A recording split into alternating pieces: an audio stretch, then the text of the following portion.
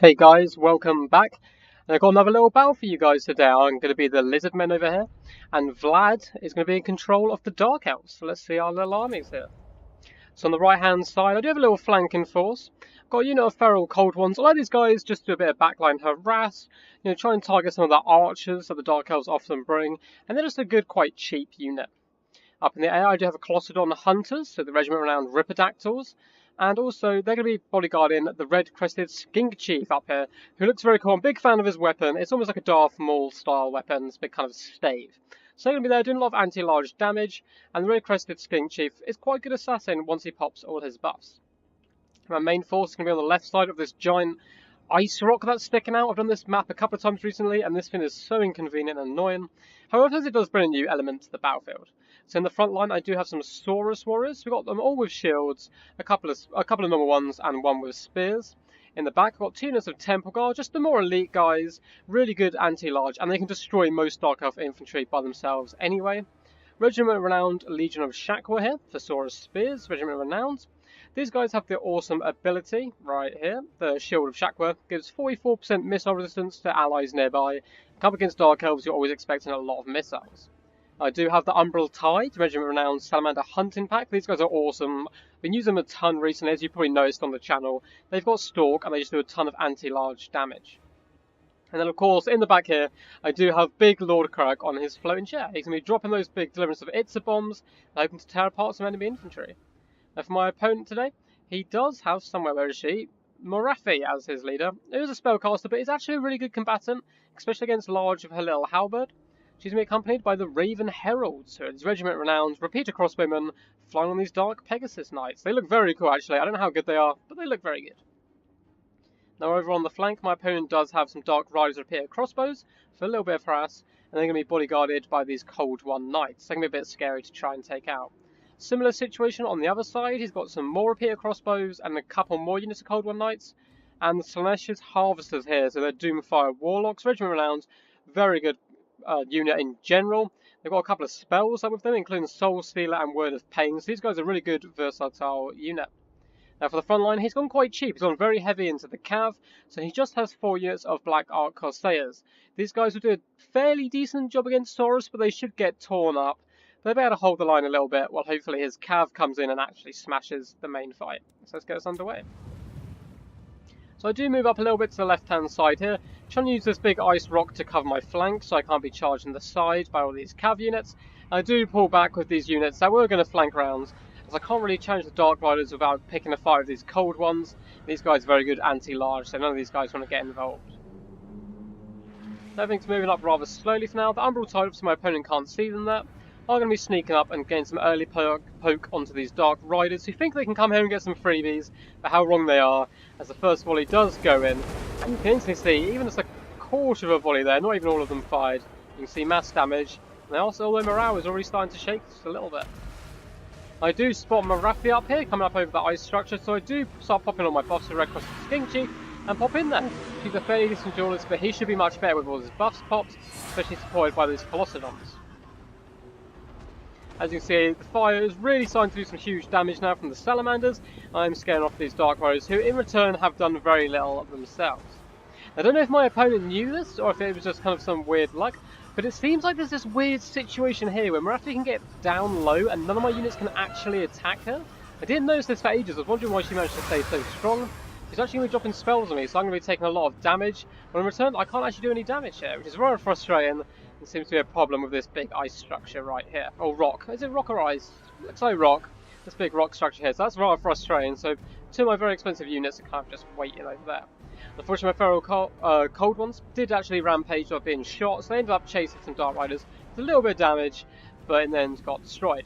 Now, giant Deliverance of Itza coming down here by Krug, just wrecking my opponent's infantry corps here.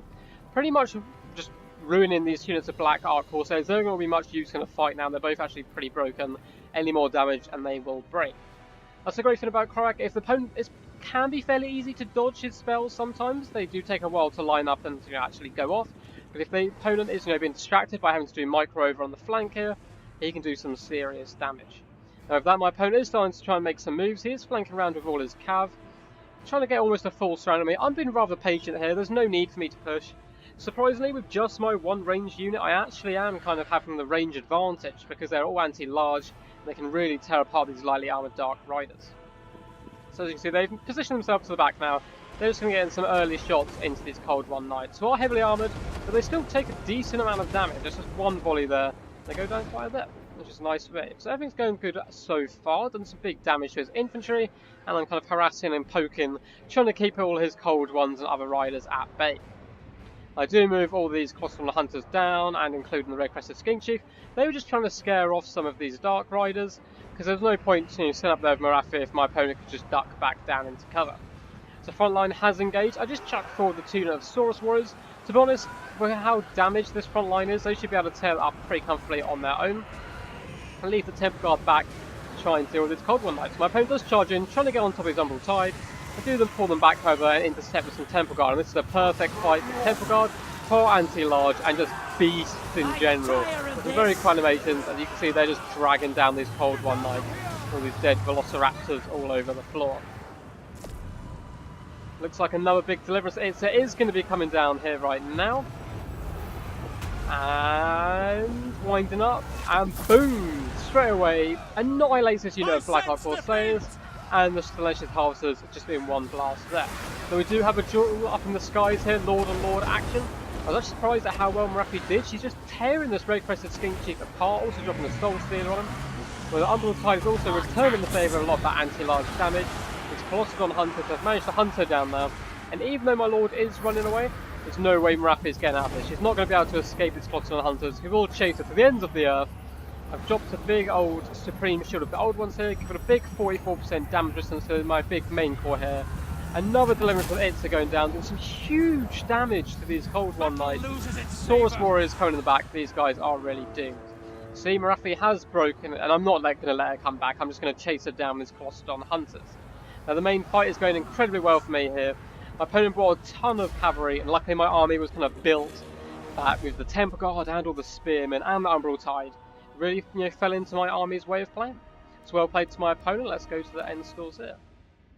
So yeah, well played to Vlad. I believe I did actually play him straight away again after, when he bought an all-cav Dark Elf build, and he managed to beat me. So he's a very good player. He's got a little bit unlucky here that my build kind of counted him quite nicely, I think, with the Temple Guard, the Legion of Shakwa, and the Umbral Tide.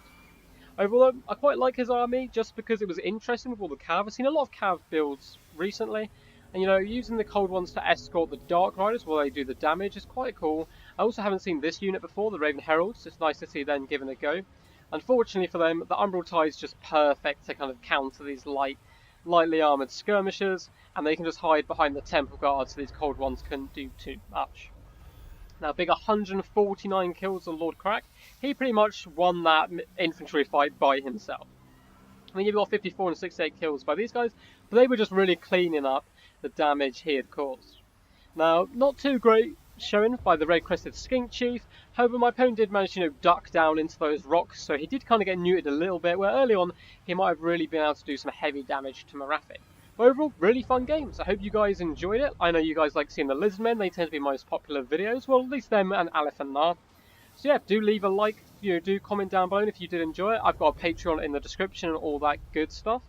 Now I'm going to be hosting a tournament in a couple of weeks. I need to get the exact date down, but it's going to be on a Wednesday, probably a Wednesday evening British time. So if you guys do fancy playing, just let me know down below. Or if you are friends with me yet on Steam, just send me a message on there. We've already got a couple of players interested, so there's probably not too much spaces left. So just let me know as quick as possible and I'll add you in. It's probably just going to be 4 players, not very super competitive. We'll have some rules, but just mainly be for fun. So hopefully I should have my part 3 of my Skaven campaign up today. Then more videos over the coming days. So peace guys, hope to see you then.